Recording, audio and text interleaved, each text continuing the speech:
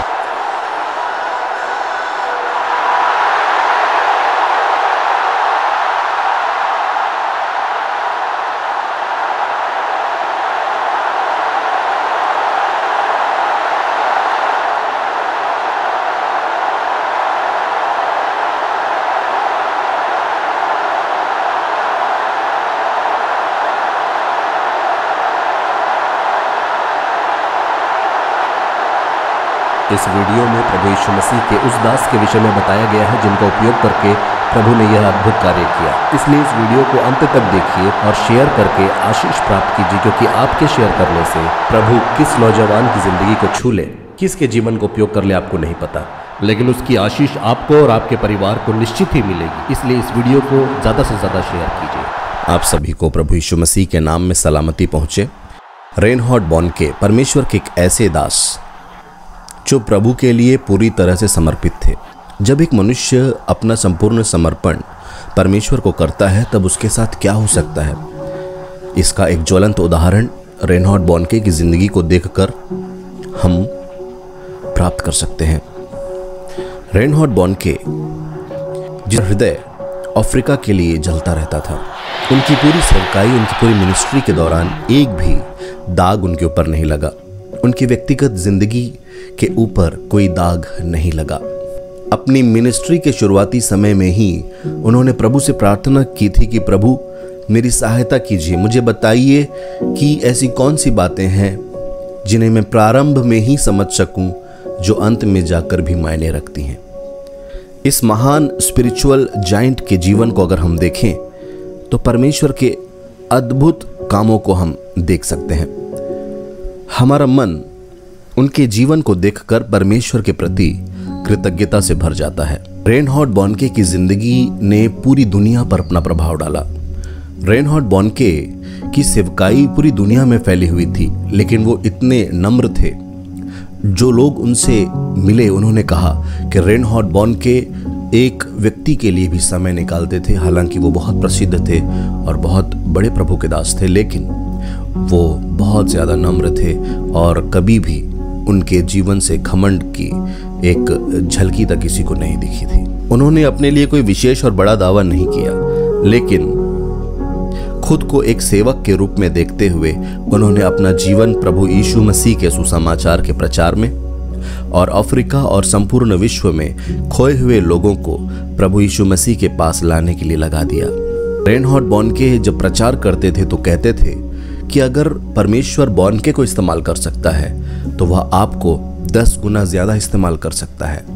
और वह कहते थे कि परमेश्वर जब आपको बुलाता है तो आपकी योग्यता के कारण नहीं बुलाता, परंतु परमेश्वर अपने अनुग्रह में बुलाता है। आपको सिर्फ एक ही बात कहनी है, परमेश्वर की बुलाहट को हाँ कहना है। और परमेश्वर की बुलाहट को अगर आप हाँ कहते हैं तब आप देखिए कि परमेश्वर आपके द्वारा क्या क्या कर सकता है। रेनहार्ड बॉनके का जो जन्म है वो जर्मनी में हुआ था। उनके परिवार में वो एक उपेक्षित बच्चे के रूप में ही पले बढ़े। इसलिए उपेक्षा क्या होती है, जब आपको कोई नकारता है तो कैसा महसूस होता है, उनको अच्छे से पता था। इसलिए परमेश्वर ने उस व्यक्ति का इस्तेमाल किया ऐसे लोगों को स्पर्श करने के लिए, ऐसे देश को स्पर्श करने के लिए जो पूरे विश्व में उपेक्षित था। अफ्रीका के उन देशों को स्पर्श करने के लिए रेनहार्ड बॉनके का इस्तेमाल परमेश्वर ने किया। और वो अक्सर कहते थे कि परमेश्वर सबसे प्रेम करता है। रेनहार्ड बॉनके 9 वर्ष की उम्र में ही अपना जीवन प्रभु यीशु मसीह को दे दिए।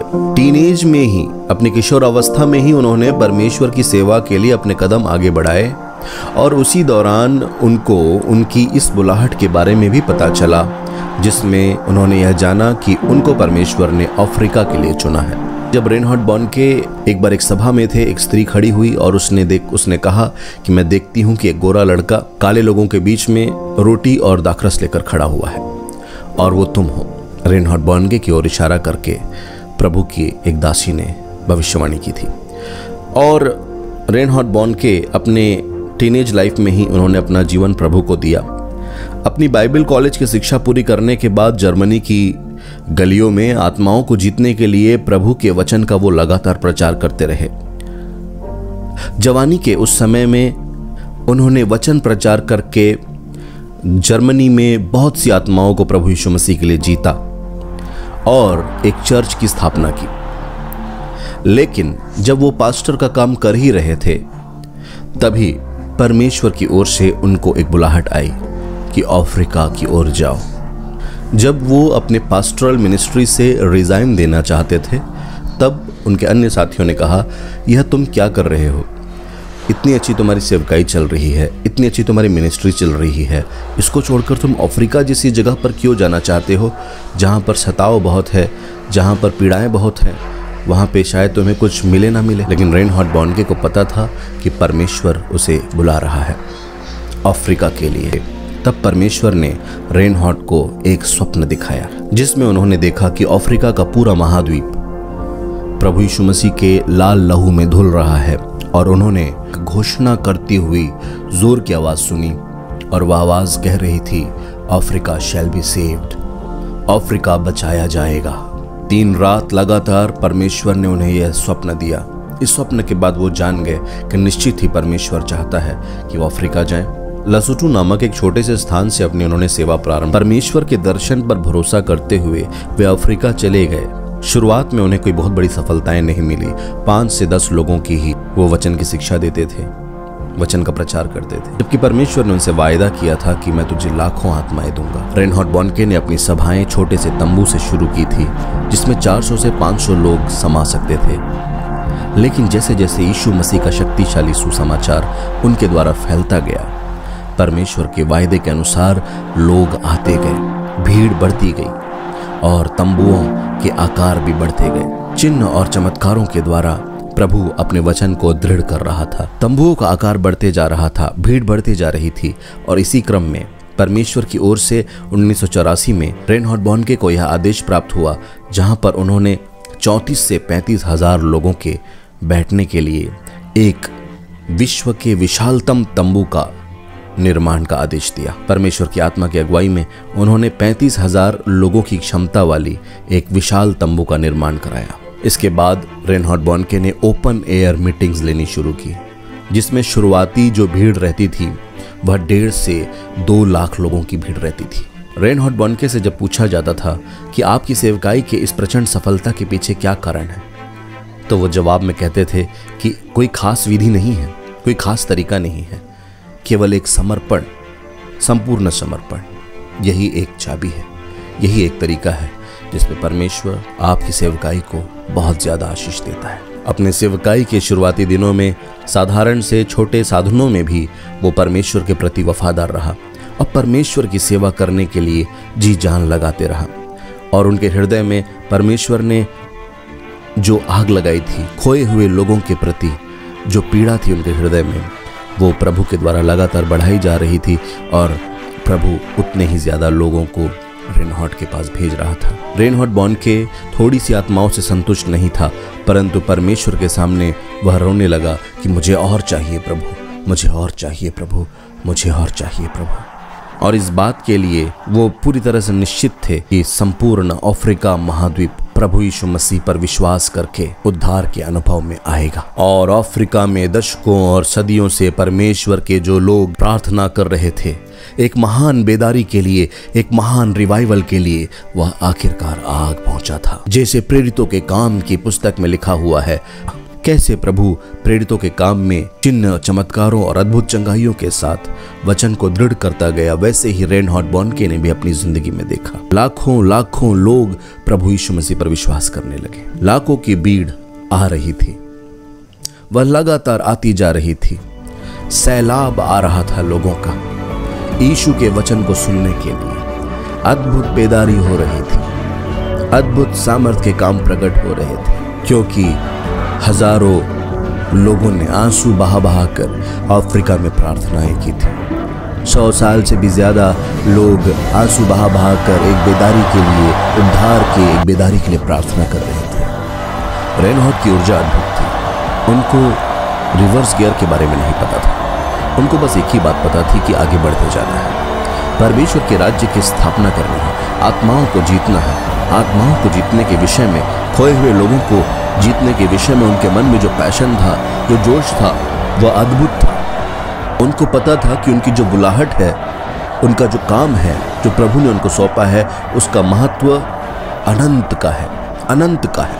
अफ्रीका में हो रहे बड़े और विशाल क्रूसेड्स अब एशिया, इंडिया और सिंगापुर की ओर बढ़ने लगे।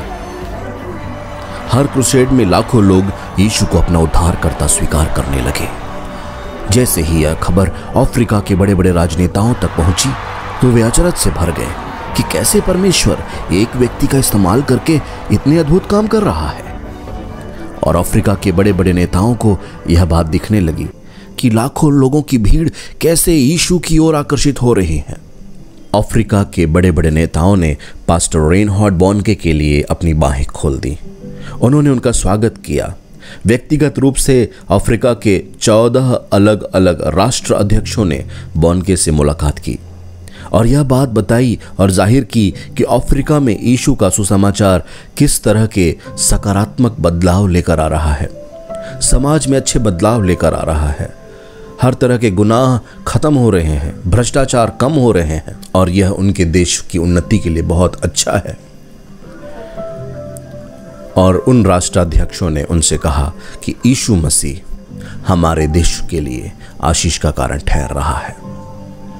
अपनी सेवकाई के शुरुआती दिनों में रेनहार्ड बॉनके कभी कभी केवल 2 से 5 लोगों को ही प्रचार करते थे, क्योंकि उनके पास ज्यादा लोग नहीं थे उस समय।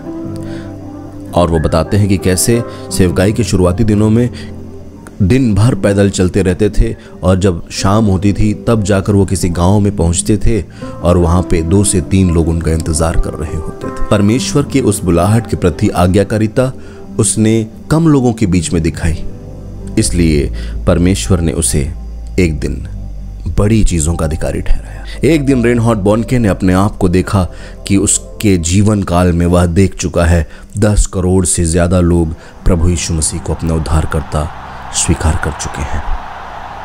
10 करोड़ से ज्यादा लोगों को बचाने के लिए, उद्धार के लिए रेनहार्ड का प्रभु ने इस्तेमाल किया। अपनी शुरुआती क्रूसेड्स का वर्णन करते हुए रेनहार्ड बॉनके याद करते हैं कि कैसे परमेश्वर की ओर से उन्हें एक दर्शन दिखाया गया था, जिसमें उन्होंने देखा कि जहां पर स्टेडियम है और लाखों लोग खड़े हैं, वहां एक क्रिस्टल क्लियर पानी का प्रभाव है। एक क्रिस्टल क्लियर पानी जो है लहरों के समान स्टेडियम के इस छोर से उस छोर तक मूव कर रहा है। और जैसे जैसे वो पानी मूव कर रहा था, लोग पवित्र आत्मा की सामर्थ्य से भर रहे थे। रेनहार्ड बॉनके समझ गए कि यह पवित्र आत्मा की सामर्थ्य है और इस दर्शन को, इस स्वप्न को देखने के बाद जो प्रभु ने उनको दिखाया था, वो फूट फूट कर रोने लगे, छोटे बच्चे की तरह। और वो समझ गए कि शैतान की रीढ़ की हड्डी तोड़ने के लिए जो इस देश में है, पवित्र आत्मा की सामर्थ्य के अलावा और कोई रास्ता नहीं है। प्रभु के दास ने देखा 10,000 लोगों को एक साथ पवित्र आत्मा का बपतिस्मा पाते हुए, पवित्र आत्मा की सामर्थ्य से भरते हुए 10,000 लोग एक साथ पवित्र आत्मा में भर गए। मैं सोचता हूं कि अफ्रीका के उन लोगों ने, जो उनके पूर्वज रहे होंगे, जो प्रभु पर विश्वास करने वाले थोड़े से लोग रहे होंगे, उन्होंने आंसुओं के साथ उपवास और प्रार्थना रख के खुदावंद के सामने रोए होंगे वो लोग कि प्रभु हमें एक बेदारी की जरूरत है। मैं सोचता हूं अफ्रीका के वो लोग जो पहले वहां पर विश्वासी थे, सैकड़ों साल उन्होंने प्रभु से प्रार्थनाएं की होंगी, प्रभु एक बेदारी भेज, एक बेदारी भेज, एक रिवाइवल भेज प्रभु। और उस प्रार्थना का जवाब रेनहार्ड बॉनके अपनी आंखों से देख रहे थे। और जब प्रभु उन प्रार्थनाओं का जवाब देता है तो वह कुछ ऐसे दिखाई देता है।